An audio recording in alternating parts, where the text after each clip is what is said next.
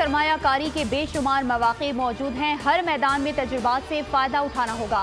نگراں وزیر خارجہ جلیل عباس جیلانی کہتے ہیں سی پیک علاقائی ترقی میں اہم کردار ادا کر رہا ہے، ایس سی او ممالک میں رابطوں کو فروغ ملے گا۔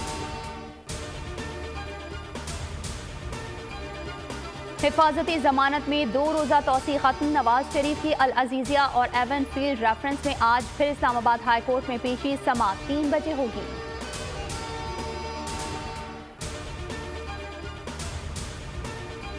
پرویز الہی کو ٹرائل کورٹ میں پیش کرنے کے حکم کے خلاف درخواست، لاہور ہائی کورٹ کی ایڈیشنل پروسیکیوٹر جنرل کو پیش ہونے کی ہدایت، سماعت کچھ دیر کے لیے ملتوی، عدالت کا کہنا ہے کہ آج ہی فیصلہ جاری کریں گے۔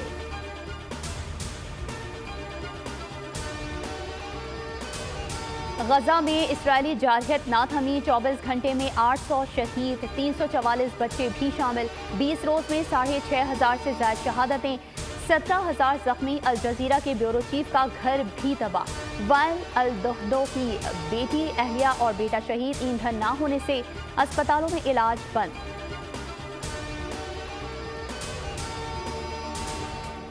فیول کی مد میں 13 کروڑ کی ادائیگی کے باوجود پی آئی اے کا بحران جاری، مزید 49 ملکی اور غیر ملکی پروازیں منسوخ۔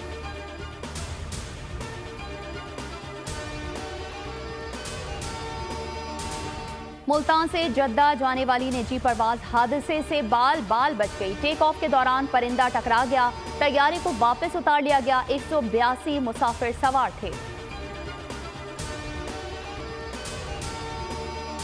پاکستان اسٹاک مارکیٹ میں تیزی برقرار، 340 پوائنٹس کا اضافہ، 100 انڈیکس کی 51,517 پوائنٹس پر ٹریڈنگ، ڈالر کے قدر میں 13 پیسے کی کمی، انٹر بینک میں 279 روپے 75 پیسے کا ہو گیا۔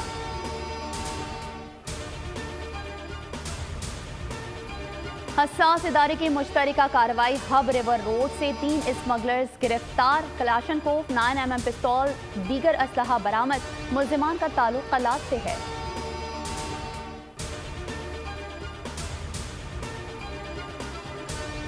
وزیر اعلیٰ پنجاب محسن نقوی کا گھوڑا چوک ڈیفنس موڑ کا دورہ، فلائی اوور منصوبے پر کام کرنے والے مزدوروں سے ملے، کام کو مزید تیز کرنے کی ہدایت کی۔